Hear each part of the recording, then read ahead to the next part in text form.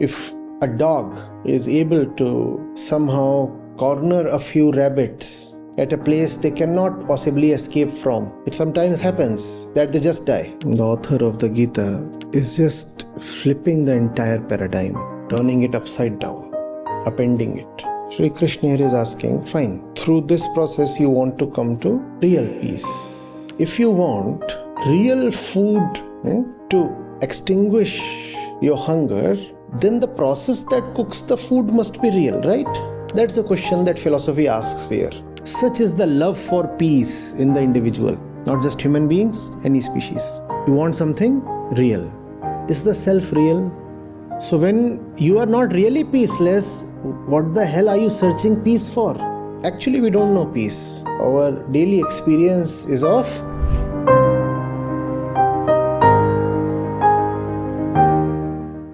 nirmamo nirahankara sa shantim adhigacchate.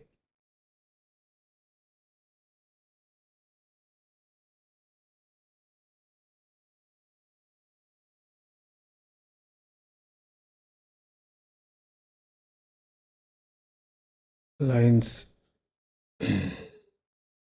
worth putting upon each wall of one's house. Nirmamo nirahankara sa shantim adhigacchate.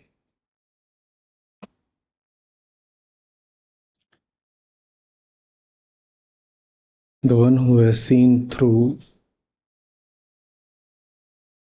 the falseness of the self, aham,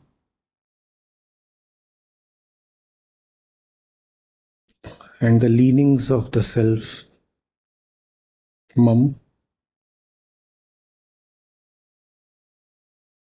attains to peace.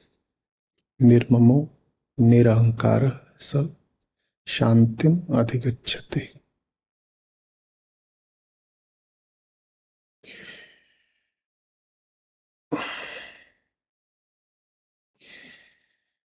Free from desires, craving, possessiveness, and ego. Such a one is firm in peace.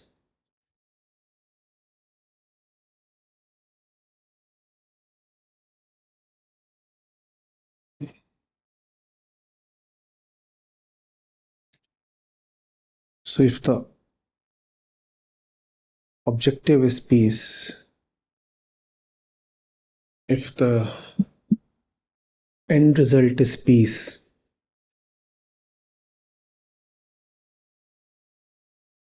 then let's start from there. The greatest journeys begin from the destination.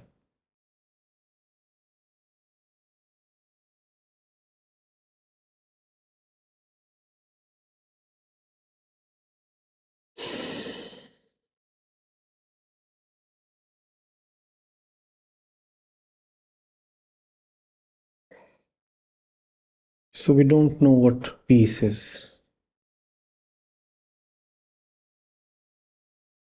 All we have is episodes of reduced noise, disquiet, and that indicates to us that there can be something called peace. But whatever we have experienced is relative. So one is never fully at peace. There is always the lurking doubt,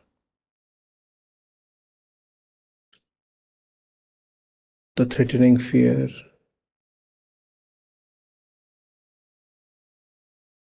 some warning sign from afar. Even in the greatest of our accomplishments and victories, there is still something always distinctively missing. It expresses itself as a hidden dissatisfaction with even the biggest object attained, or if the object for the while appears satisfactory enough, then it expresses itself as the looming threat of the obtained object slipping away. Yes, what I have obtained is probably exactly what I wanted, and what I'm experiencing is probably absolute peace. But will it last? And the greater the estimate of the attainment, greater the fear associated with loss of the attainment. Hence, peace remains elusive, mirage.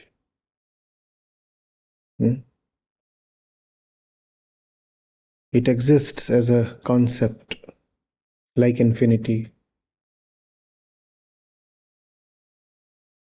like nothingness, like total silence. So we refer to it in our everyday conversations.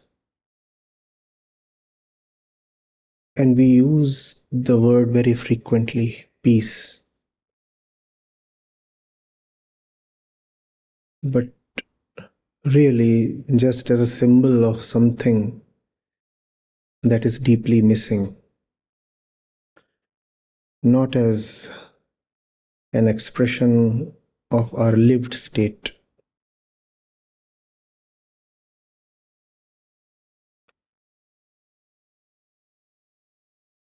Therefore, peace remains something perpetually to be attained, and if attained, then defended and secured.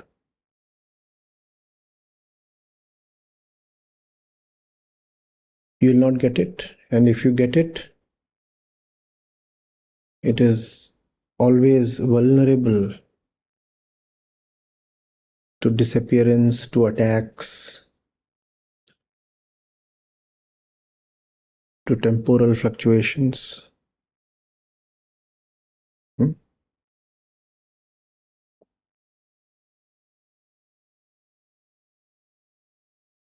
It brings us a lot of peacelessness, no? This pursuit of peace. First of all, you can't get it, and if you think you have it at some place for some time, then it remains a worthy possession, a rich experience, always prepared to disappear. Fulfilling but fleeting. No? Yes. And that has been the direction of our endeavor.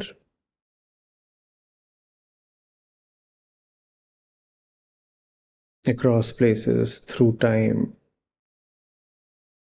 to attain peace and then to somehow secure it. And that has inexorably tied peace to objects, because only objects can be attained. So you experience a disquiet, and the whole process of conditioning tells you that the disquiet would reduce, that you would be closer to peace if a certain object is brought home.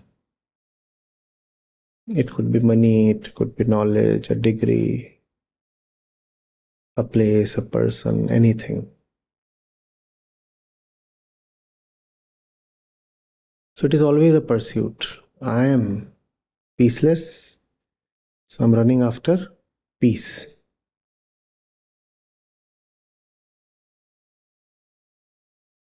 And the running never really succeeds. Here,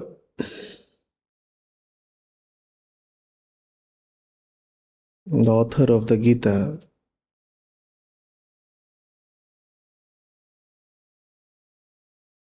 is just flipping the entire paradigm.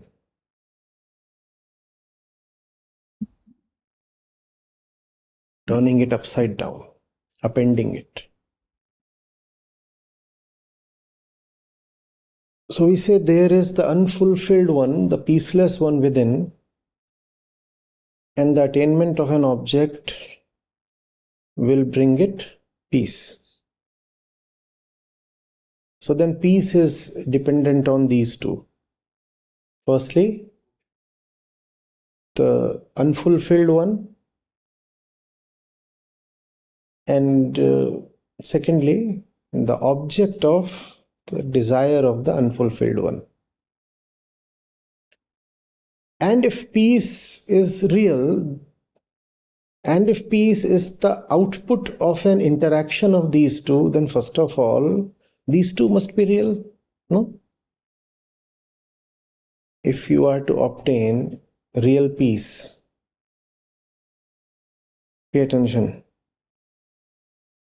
If you are to obtain real peace, and as we say, as is our supposition, that peace will come when this one, who is this one? The unfulfilled one.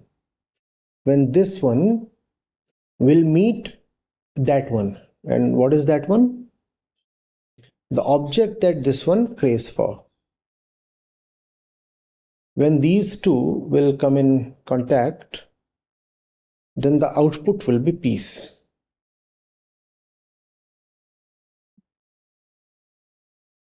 That is the common understanding, folk wisdom, the general concept of peace. No? So,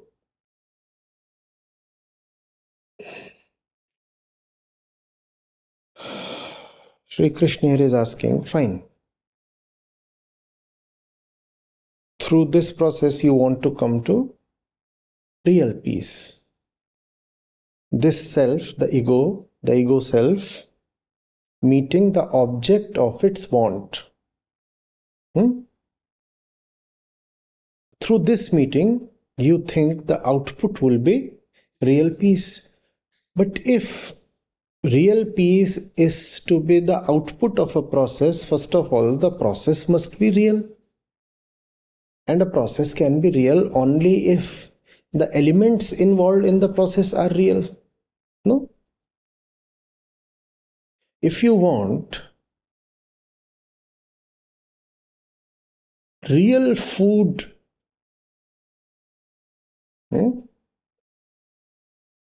to extinguish your hunger, then the process that cooks the food must be real, right? Real veggies must meet real fire. Abhi.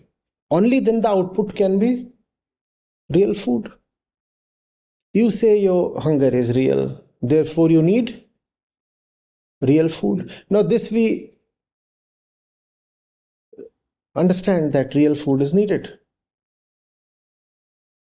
But can you have real food coming from a process in your dream?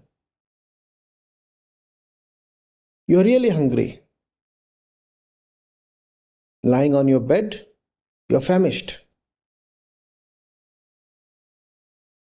And you start dreaming.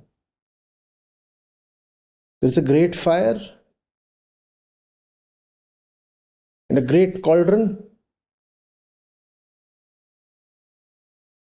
colorful veggies, aromatic oils, exotic spices. All these are being cooked. Will the output satiate your hunger? Will it? Will it? The hunger and the process that claims to take care of it must be in the same dimension, right? Here these two are in different dimensions. The vegetables, the ingredients, the fire, the oils, the spices, all of them are in some other dimension. They are in a dream state. Whereas the hunger is not a dream thing.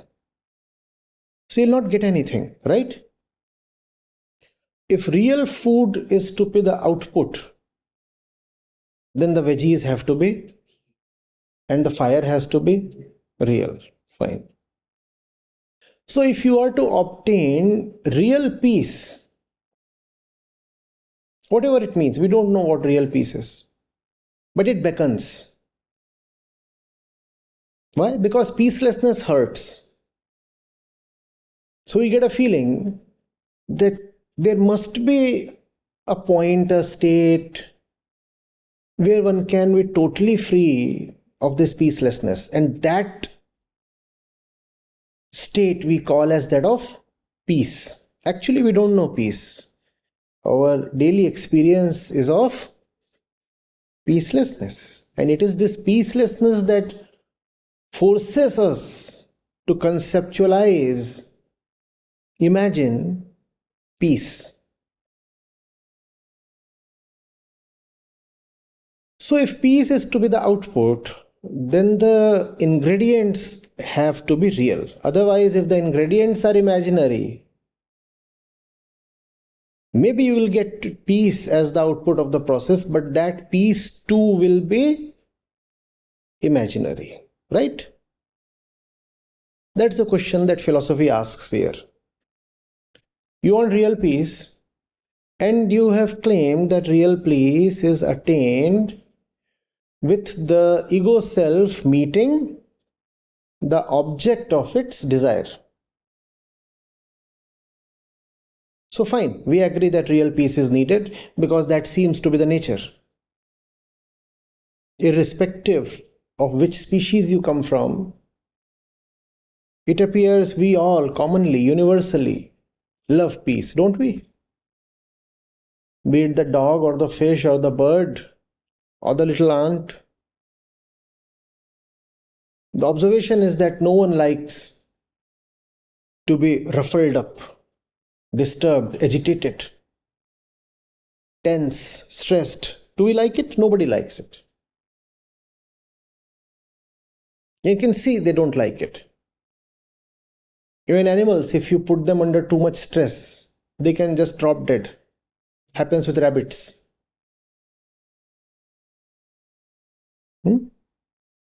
They love peace. If a dog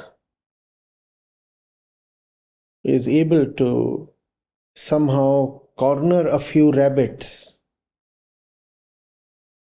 at a place they cannot possibly escape from, it sometimes happens that they just die.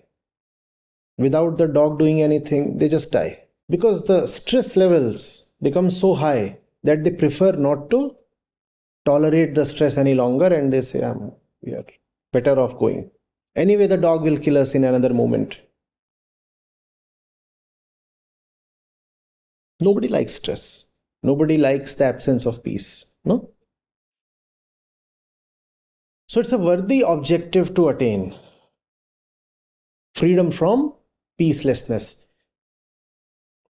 So worthy that even rabbits can choose to die for the sake of freedom from peacelessness.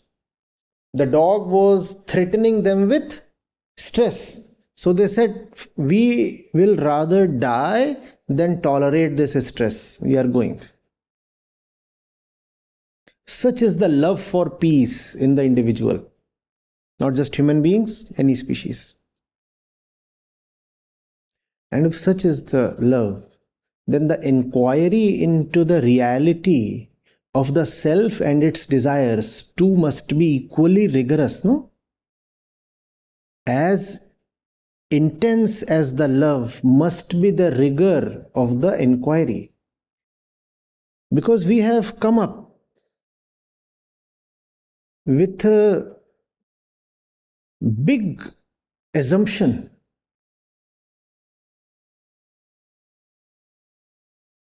We are positing heavily. Peace is extremely, extremely dear to us and to the rabbit. And we are saying that this dear thing will come when the self will meet the object of its desire. It's a big claim. And when you want something sincerely, seriously, intensely, you don't want to run risks, do you? You want to be very sure of what you are doing. If peace is indeed something so dear to each of us, then let's be sure of the process we have devised to attain peace, no? Repeat with me. What is the process we have devised to attain peace? Here is the self, the ego self, and if it meets the object of its desire, there will be peace. What I'm asking is, if you really, really love peace with such sincerity, then with an equal sincerity, shouldn't you question the process that will bring you peace? Doesn't authenticity demand that? It does, right? So you go to the self. Out of these two, you first go to the self, because that object too has been chosen by the self. Peace to us is an imagined output of an interaction between the self and that object, and even that object is a function of the self. So let's first go to the self and investigate there. What is this self? Where does it come from?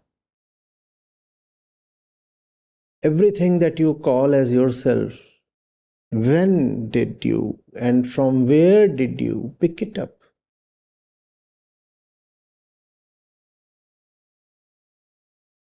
What is this self? Is it real? Because we want real peace. So the self has to be real. No? Can unreal stuff attain anything real? I'm asking. You can have a great delicacy cooked in your dream.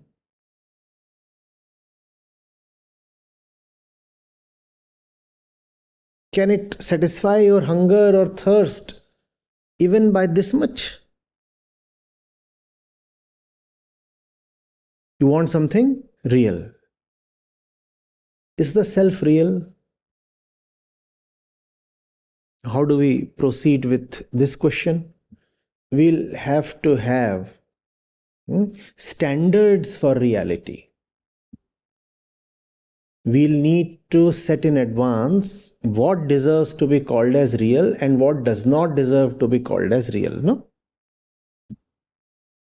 There have to be very carefully evaluated, independent and rigorous criteria for calling something as real.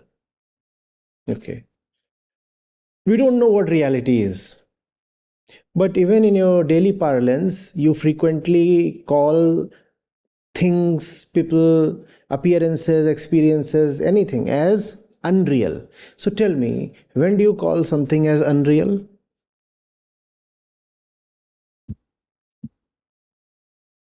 We want to come to an acceptable standard, some criteria, some benchmark for reality, right? We don't know what reality is, but at least let's be clear about what is unreal. When do you call something unreal? Has it happened with you? Something appeared real but turned out the other way, and then you said, no, no, no, that wasn't real. It's unreal.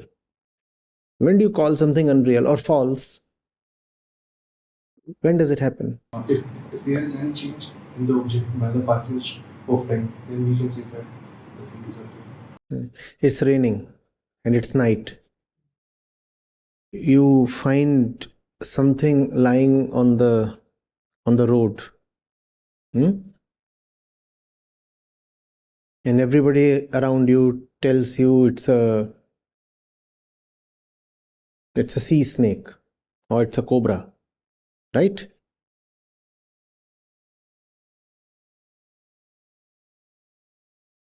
And you just want to jerk yourself away. You wince, and then you say, no, let me go closer. And you find it's an ordinary piece of rope.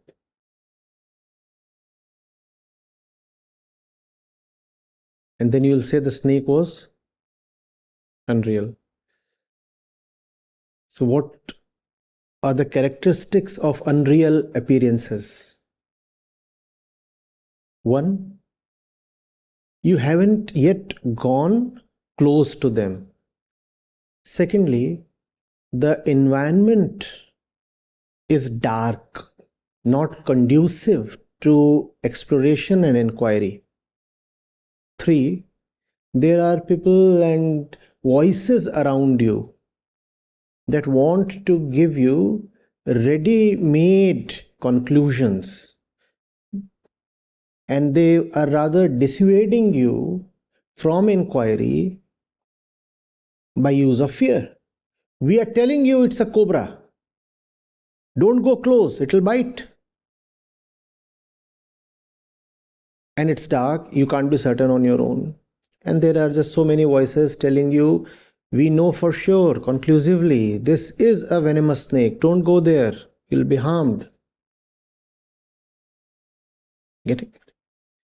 You go there, you find it's not what you thought of it. So, an unreal thing is that which changes upon approach.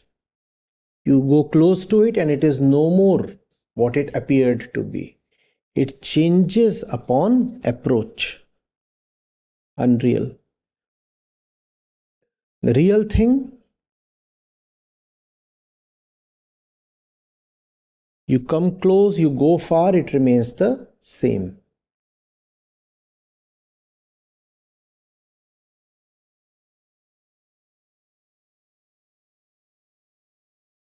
Then you were taken in because it was night. But it's deep into the night. It's actually 4 a.m., nearing morning. You stay there for a while, and there is twilight, the first rays of the sun. Just an hour has passed, and the passage of time through the appearance of light has displayed you that the thing is not a snake but a rope.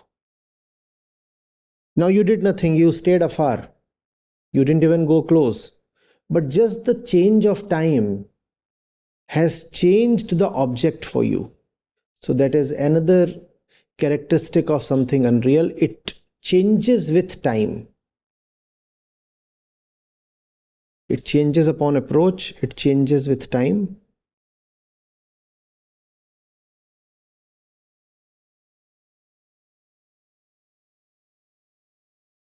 Third thing,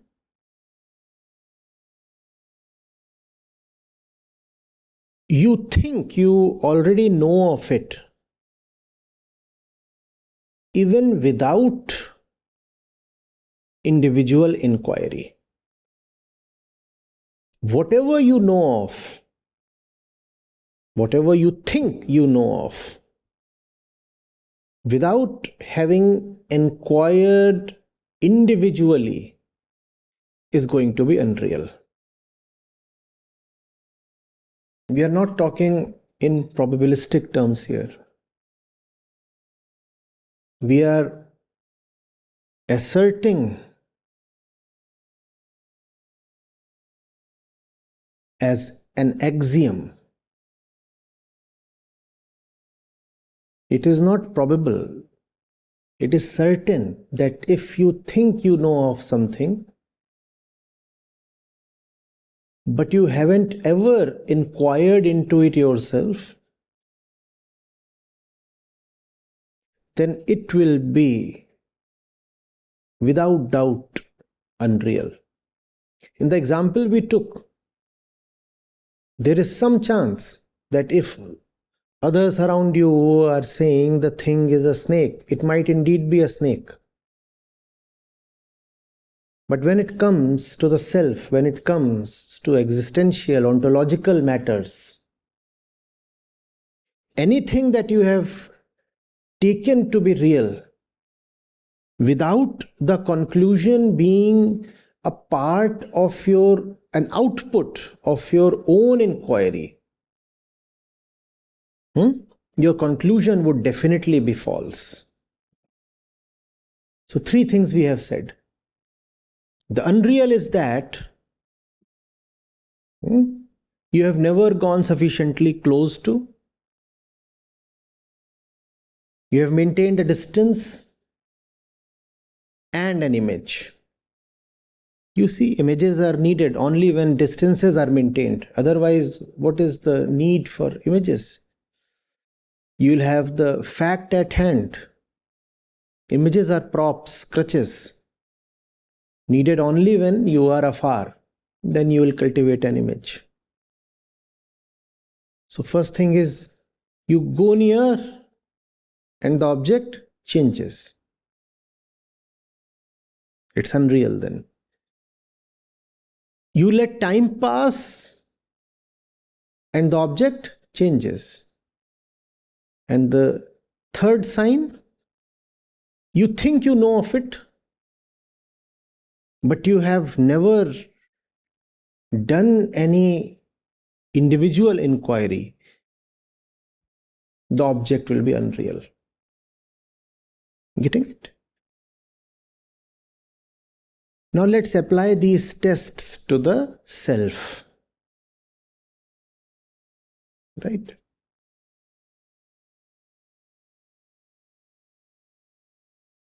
The self is such a prakritic element. The kid is born with the I feeling. And one of the first words in the vocabulary of the little one as she learns to speak is I or me, मैं, aham.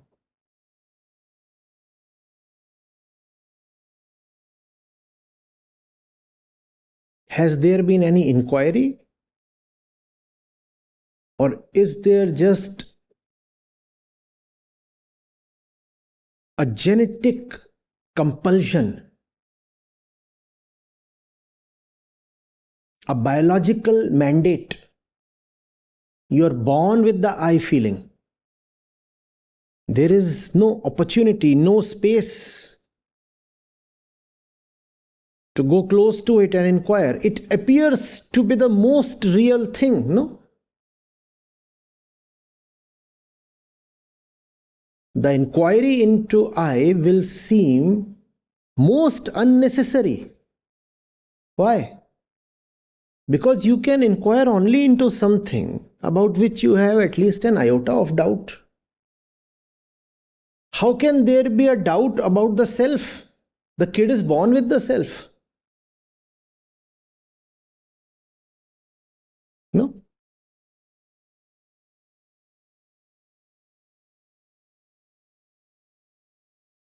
The kid is lying. let's say near a pillar.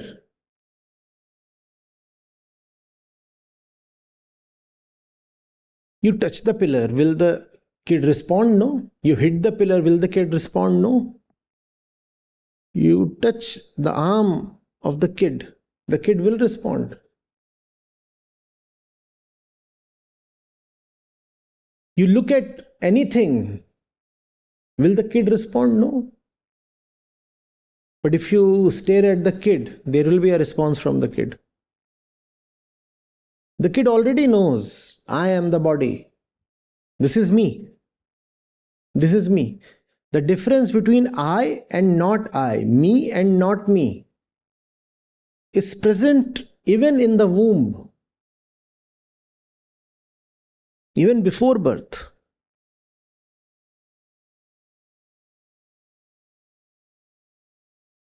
Getting it? So there is no opportunity. Rather, there is no apparent need to inquire. It feels like the most fundamental truth. I is the truth. Doubtlessly. Not just the truth. It is the truth on which all other truths are going to stand. That's how it feels. Getting it? So, there is no opportunity to go close to it. At the same time, when others enter the cognitive field of the kid, the mind, the consciousness of the kid, whatever they say starts with I. I for the kid, you for them. So they'll say, you are a girl or you are a boy. Now, girl and boy and these things can vary. What does not vary is that you are. So there is a constant reaffirmation from others around you that you are. Now you have never inquired, but you are being told that you exist. You are. You are good, you are bad, you are short, you are fair, you are dark, you are strong, you are weak, you are hungry. But you are. You see how it's running parallel to the snake example? And what you are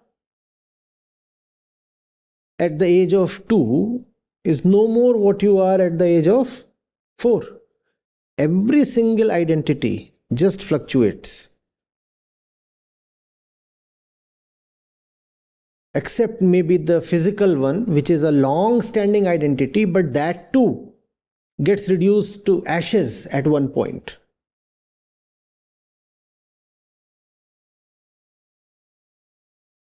You are a nursery student. No, now you are a kindergarten student. See, the you has changed. Time passes, 1 year passes, and with the passage of every subsequent year, the identity of the kid keeps changing. You are a 3rd grader. No, now you are a 4th grader. Now you are a 5th grader. There is no stability to this I. You are 3.5 feet. Now you are 4 feet. Tell me one identity that remains permanent in time. No identity.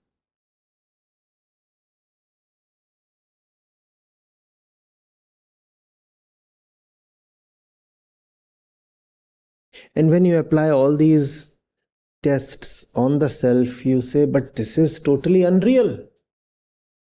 It was never investigated, it was never my own, and it just keeps changing with time. Totally. Even if you say you are the body too is changing with time. You carry no cell, not a single cell of your former physical self Do you? Just go back 2 years in time. That's all. 2 years back, the body that you had, not even 1% of that exists anymore. Every single cell that you carry today is new, different compared to what you had 2 years back. Even the body is continuously changing. Your looks are continuously changing. Just that on a day-to-day basis. We don't gather that.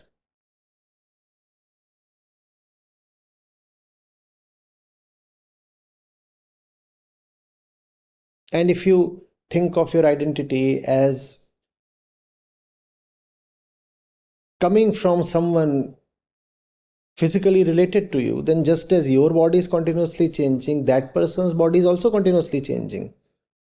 If saying I am my body indicates impermanence, then saying I am somebody's son indicates an equal impermanence, because that somebody is also a body, and all bodies are continuously changing. Whose son?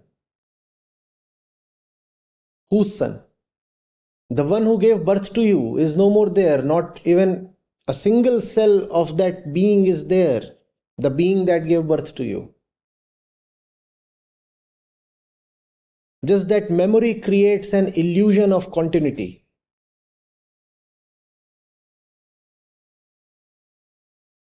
Factually, there is no continuity.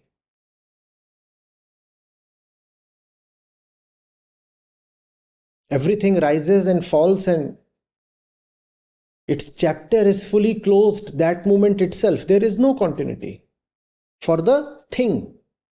Yes, there is a great continuity when it comes to the cumulative flow of Prakriti. Then there is a great continuity. Just as you look at the rivers, they are continuously flowing since thousands of years. There is a continuity, yes.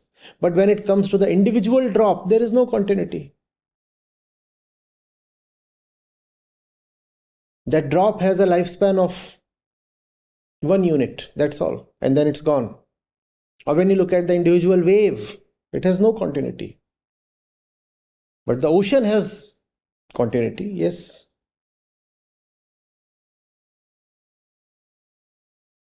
And so when you do this very anti-Prakritic thing, which should rather be called as transcending physical nature, not anti really,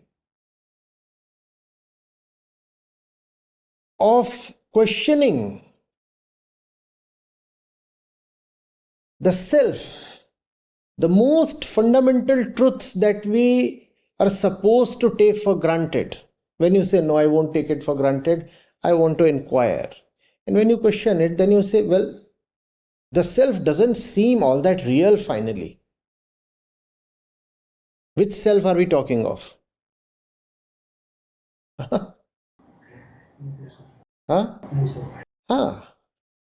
There is no, the deeper you go into it, the closer you go to it, the more the sheen of reality vanishes, the more it looks hazy, foggy, nebulous.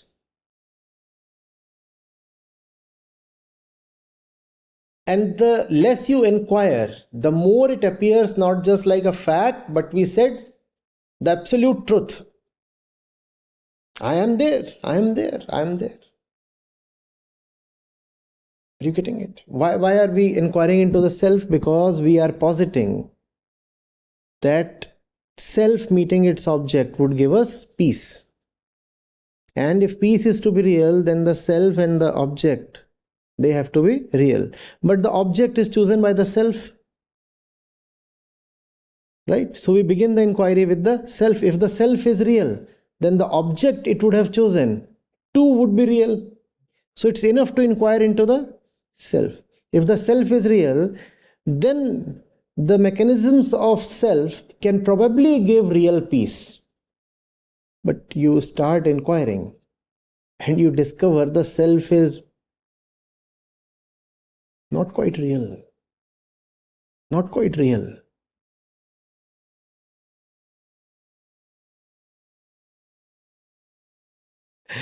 And who is peaceless? Write it down.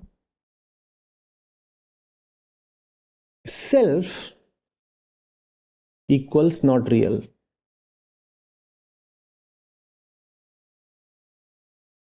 And the self is peaceless. So write self equals peaceless.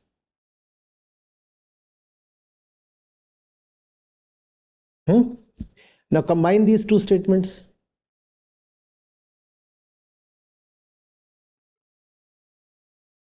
Your peaceless state is not real.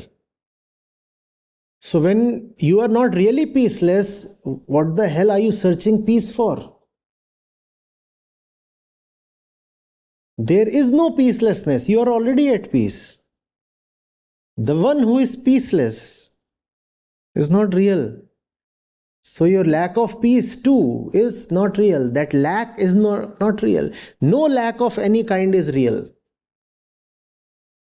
Because all lacks are to the self, the ego self. And the ego self, upon inquiry, just falls flat.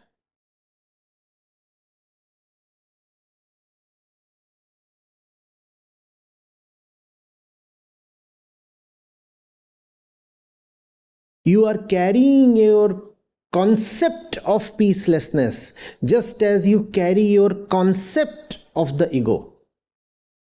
If you will carry the ego, you will be forced to carry disquiet, peacelessness as well. It is impossible to think of the ego as real, to think of yourself as real, and yet not be stressed, not be freaked out. Corollary: if you find yourself very taken up, very stiff, very agitated over something, don't fight that thing that you are agitated over.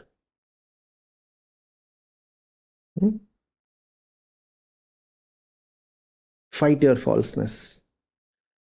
Somewhere there is something very hollow, very fake that you are taking to be real, and that is the only possible reason for stress.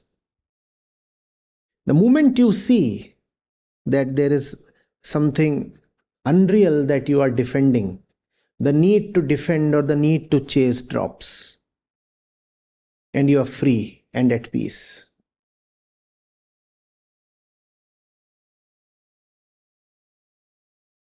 Are you getting it? You are trying to get peace for the peaceless one.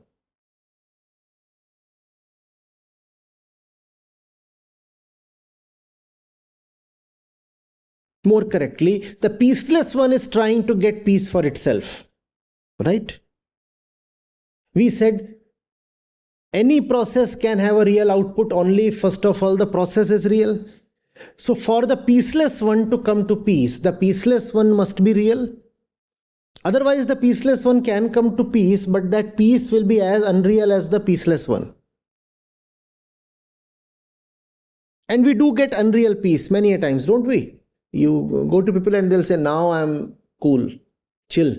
My son is doing well, this, that, and I am at peace. You meet them again 2 months later, what do you find?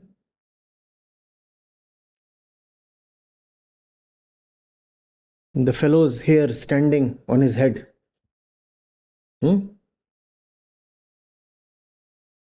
My son is a druggist and my daughter ran away. What happened to your peace? No, the peace was also a drug and it too ran away. Right? Through an unreal process and for an unreal self, yes, you can get peace, but that peace will also be unreal.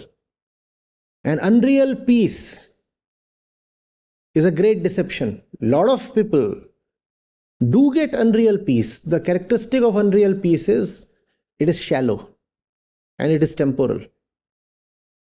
It claims to be peace, but internally it is very afraid. And how can you be peaceful really if you are afraid? Even if it appears to be sound and deep, it does not last. Has there been lasting peace? There are episodic pieces.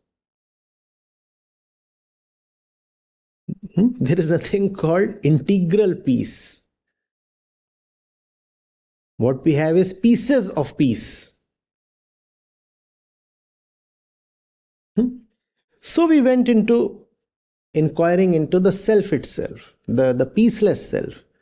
And we said, this self, how will it come to peace?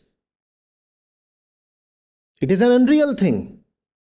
If the self is unreal, then the only entity being peaceless is unreal. Who else is peaceless? Except for the ego. Please tell me, who is missing peace? Only the ego is peaceless. And the ego is unreal. So all peacelessness is unreal, and all peacelessness is being tolerated by you, being suffered by you. Only because, first of all, you are suffering the ego. First of all, you are hell-bent on not looking at yourself. That is what is meant by suffering the ego. You don't want to look at yourself. You don't value self-knowledge. And if you don't value self-knowledge, the result will be either peacelessness or fake peace. And these two are dualistic companions of each other, peacelessness and fake peace. When peacelessness becomes intolerable, the world stumbles towards fake peace. So much peacelessness, all right, let's go get some artificial peace at least.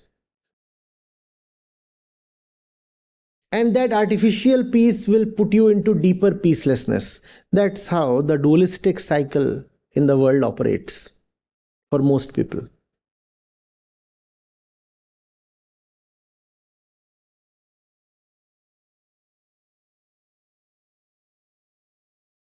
How to obtain peace? See where your peacelessness is coming from.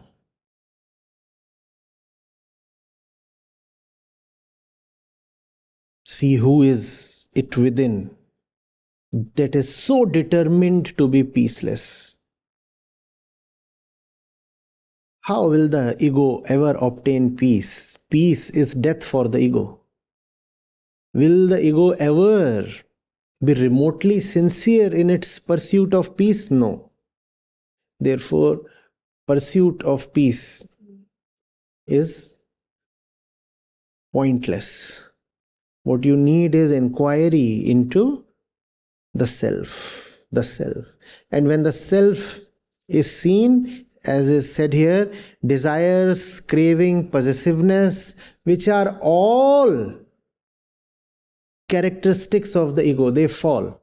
You don't want to target their fall. You just inquire into the ego, and if the ego is seen through, then desires, craving, possessiveness, they just vanish, vaporize. What remains is peace itself. Peace is not an attainment of the ego. Peace is the dissolution of the ego. And that dissolution cannot happen through practices, through effort. That dissolution happens through an internal resolve, a loving honesty that wants to know. Hmm?